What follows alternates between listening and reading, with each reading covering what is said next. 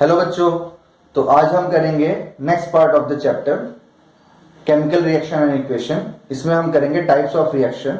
सबसे पहले हम शुरू करेंगे कॉम्बिनेशन और डिकम्पोजिशन रिएक्शन से, लेकिन उसके पहले I will explain the types of reaction. There are basically two types of reaction. अगर हम टाइप्स ऑफ रिएक्शन की बात करेंगे तो दो टाइप के रिएक्शन होते हैं हमारे केमिस्ट्री में। पहला फिजिकल रिएक्शन और दूसरा केमिकल रिएक्शन। फिजिकल रिएक्शन यानी कि वो रिएक्शन जो रिवर्सिबल होते हैं, वो रिएक्शन जो रिवर्सिबल होंगे उनको हम फिजिकल रिएक्शन बोलेंगे। और chemical reactions are generally irreversible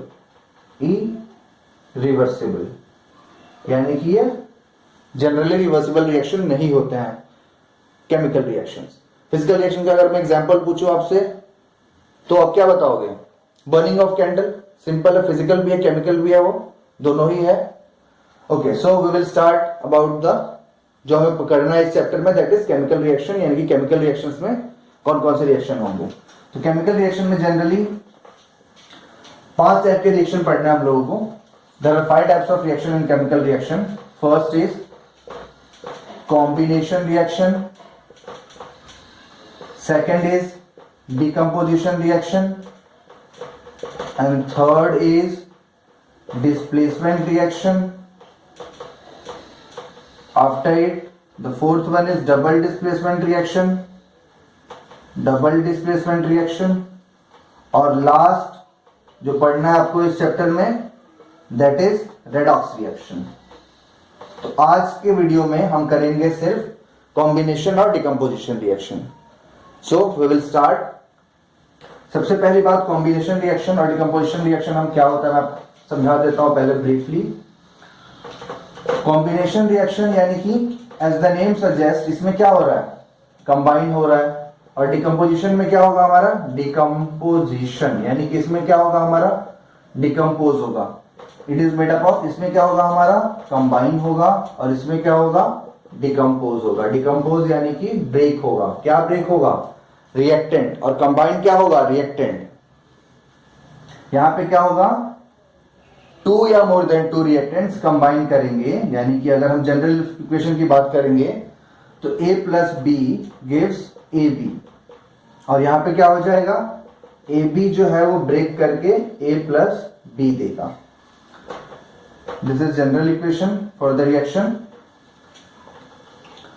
अब इसका मतलब क्या हुआ? इसका मतलब यह हुआ कि यहां पे क्या हो रहा है? यहां पे सिंथेसिस हो रहा है, फॉर्म हो रहा है नया product. So this reaction is known as synthesis reaction भी कहते हैं इसको हम।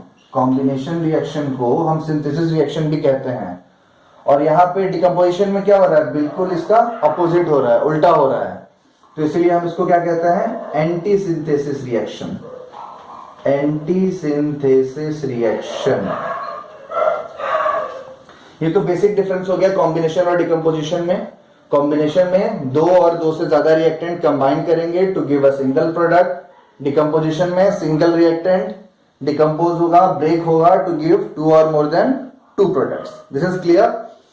अच्छा, कोई भी रिएक्शन अगर कंबाइन हो रहा है या फिर ब्रेक हो रहा है तो उसके लिए हमें एनर्जी चाहिए, एनर्जी देना पड़ेगा, प्रोवाइड करना पड़ेगा रिएक्शन को प्रोसीड करने के लिए। बिना एनर्जी के तो कोई चीज डिस्टर्ब नहीं होगी। हमें पता है ना इनर्शिया का लॉ क्या कहता है कि कोई भी चीज अपने जो स्टेट में है उसी स्टेट में रहती है तब तक और जब तक कि हम उसे कोई एक्सटर्नल फोर्स या एक्सटर्नल एनर्जी प्रोवाइड ना करें। तो ऑब्वियस सी बात है, अगर हमारा ये प्रोडक्ट ये ए और बी रिएक्टेंट अगर हम ले रहे हैं तो नेचर में है, अगर ये डिस्टर्ब हो रहा है तो इसका मतलब कोई ना कोई जो है एनर्जी इसमें हम प्रोवाइड कर रहे हैं, कोई ना कोई एनर्जी देनी पड़ रही है। तो वो एनर्जी किस रिएक्शन में हम एनर्जी दे रहे हैं और किस रिएक्शन में एनर्जी हमें मिल रहा है, मतलब किस रिएक्शन के बाद एनर्जी रिलीज हो रही है, उसके बेसिस पे हमने रिएक्शन को 2 और फर्दर कैटेगरी में डिवाइड किया हुआ है, that is endothermic and exothermic. Endothermic और एक्सोथर्मिक क्या होता है? Endothermic as the name suggest, endothermic, और यहां पे क्या लिखे हम? एक्सोथर्मिक। नाम से देखिए, एंडो यानी कि एब्जॉर्ब करेगा, ये अंदर लेगा, एब्जॉर्ब करेगा। और एक्सो यानी कि ये रिलीज करेगा बाहर, एक्सटर्नल। एंड थर्मिक यानी कि थर्मल, और थर्मल का मतलब क्या होता है? हीट।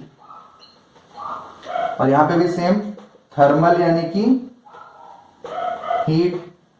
तो वो रिएक्शन जिसमें हीट एनर्जी एब्जॉर्ब होगी उस रिएक्शन को हम क्या बोलेंगे? एंडोथर्मिक रिएक्शन बोलेंगे। और वो रिएक्शन जिसमें हीट एनर्जी क्या होगी? रिलीज होगी, एक्सटर्नल बाहर निकलेगी, रिलीज होगी, उस रिएक्शन को हम क्या बोलेंगे? एक्सोथर्मिक रिएक्शन बोलेंगे। This is clear?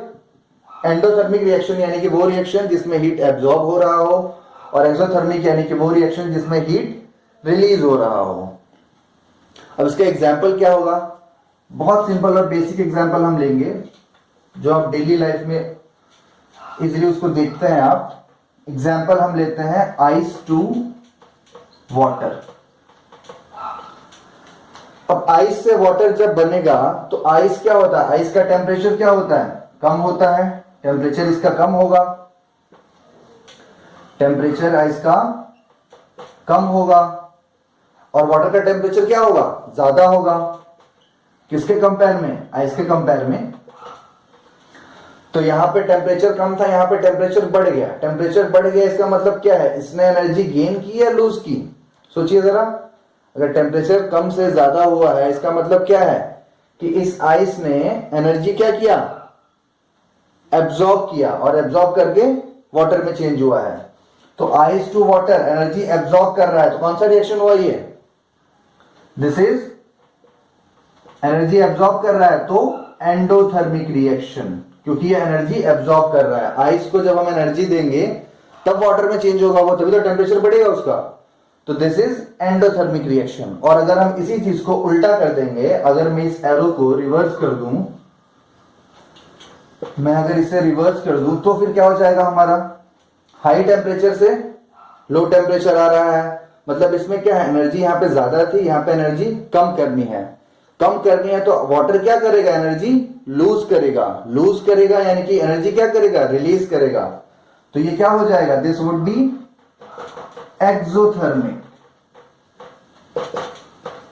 तो वो रिएक्शन जिसमें एनर्जी रिलीज हो रही है दैट इज एक्सोथर्मिक रिएक्शन। वो रिएक्शन जिसमें एनर्जी एब्जॉर्ब हो रही है that is endothermic reaction.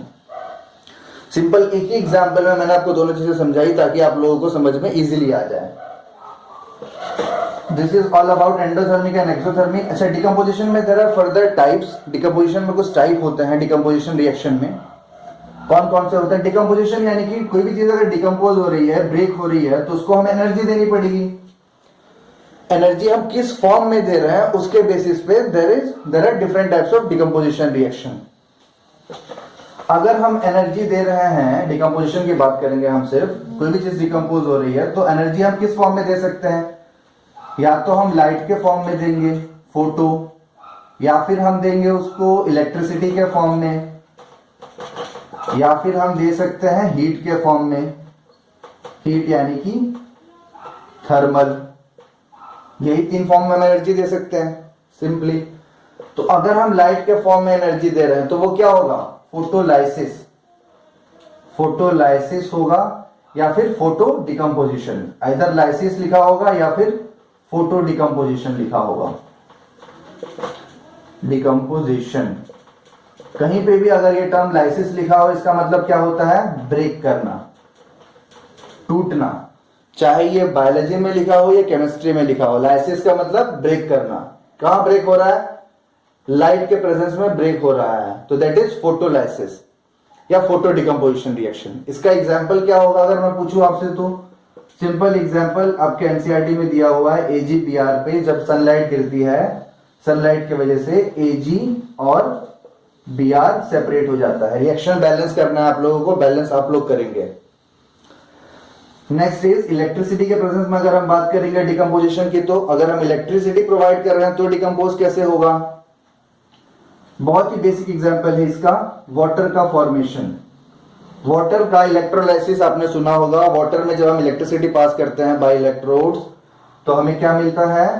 H2 + O2। This is electrolysis of water, और इसको हम इलेक्ट्रिक डिकम्पोजिशन या फिर इलेक्ट्रिसिटी से डिकम्पोजिशन रिएक्शन करना बोल सकते हैं, उसका एग्जाम्पल लिख सकते हैं क्या, लिख होता है। Okay, next is thermal. Thermal से अगर हम बात करेंगे, सबसे सिंपल एग्जांपल हम थर्मल का लेंगे, कैल्शियम कार्बोनेट। ये ब्रेक होके क्या बनाएगा, CaO प्लस CO2। कोई भी रिएक्शन बैलेंस नहीं किया है मैंने, आपको बैलेंस करना है in your notebook. Okay, so this is all about decomposition and combination reaction. This will complete today's topic. Next topic में, नेक्स्ट क्लास में हम डिस्कस करेंगे डिस्प्लेसमेंट और डबल डिस्प्लेसमेंट रिएक्शन।